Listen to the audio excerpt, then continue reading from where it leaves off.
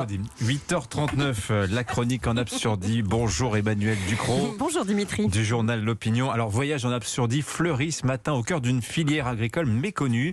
Les fleurs coupées. Alors, c'est sympa, les fleurs, tout le monde aime ça, ça sent bon. Pourquoi vous nous en parlez ce matin ? Parce qu'il y a un peu plus de 2000 exploitations floricoles en France, 2500 hectares de culture de France et la moitié en Provence.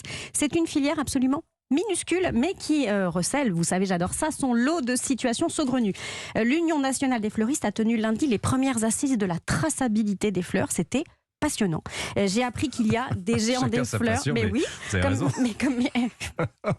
Non, Dimitri, c'était passionnant. Des géants des fleurs, le Kenya, la Colombie, les Pays-Bas et des routes des fleurs qui traversent littéralement la planète. C'est passionnant, ça. Des routes des fleurs, c'est-à-dire Eh bien, les fleurs ont vécu comme nombre de nos productions des délocalisations depuis 40 ans, au gré des coûts de la main-d'œuvre, au gré des surfaces agricoles disponibles, des avantages compétitifs comme le soleil. Elles voyagent, elles s'échangent et évidemment ça pose des questions sociales, des questions de bilan carbone, des questions de relocalisation. On peut lire une sorte de géopolitique au travers des fleurs. Ah oui, c'est pas faux. Et la France dans tout cela, qu'est-ce qu'elle pèse ? La France, c'est un marché à 2 milliards d'euros. Ah oui, quand même. Mais oui, mais notre pays n'est plus autosuffisant que pour 15% de ses fleurs et de ses feuillages à bouquets. Alors, pour les professionnels du secteur, ça n'est pas forcément un drame. Ils conçoivent que les fleurs, ça voyage au gré des saisons.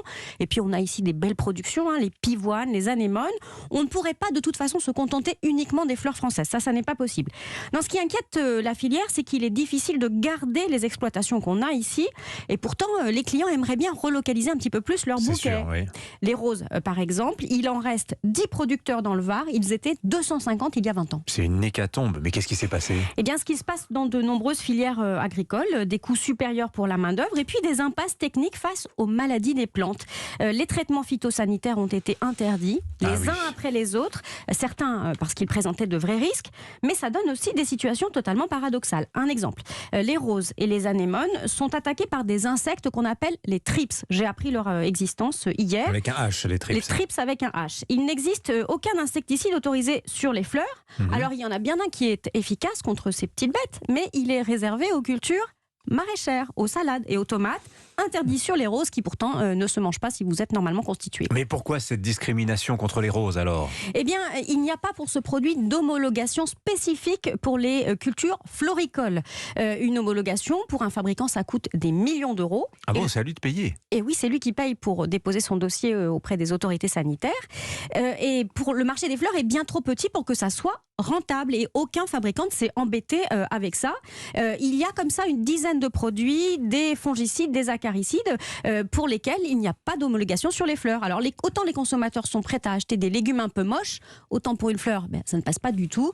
Des récoltes entières gâchées et des producteurs qui raccrochent les uns après les autres. Donc l'hécatombe de nos producteurs de fleurs, c'est une histoire de réglementation, de normes, si je vous ai bien compris. Est-ce qu'on peut y faire quelque chose ? Eh bien, on pourrait, parce qu'il faudrait faire une extension d'homologation pour usage mineur de ces produits. C'est comme ça que ça s'appelle. C'est quelques tests que la profession veut bien faire et puis un coup de tampon du ministère de l'Agriculture. Mais vous vous doutez bien, il y a plus de coûts à prendre qu'à donner ce coup de tampon que de bénéfices à en tirer. On est rarement remercié d'une gerbe de fleurs quand on autorise un pesticide, même si c'est pour sauver une filière. Alors, évidemment, la question ne se pose pas du tout pour les fleurs importées qui subissent on ne sait quel traitement, sans doute bien pire que celui-là. J'ai cherché une façon de résumer et de le dire avec des fleurs. Eh bien, je vous offre une splendide brassée de chrysanthèmes. Fallait voir, imagine notre espoir. On laissait nos cœurs au pouvoir des fleurs jasmin, lilas.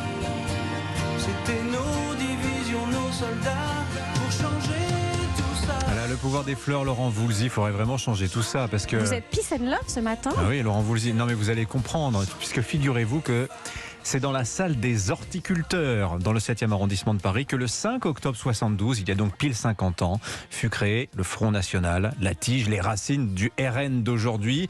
Est-ce que c'est encore le même parti, le même logiciel politique ? Lui aux haltères de Marianne, Mathieu Bocoté en débattent dans un instant. Vous avez vu l'enchaînement ? Oh, le choc des cultures. Bonjour. Merci Emmanuel, à demain. Bonne journée, 8h43.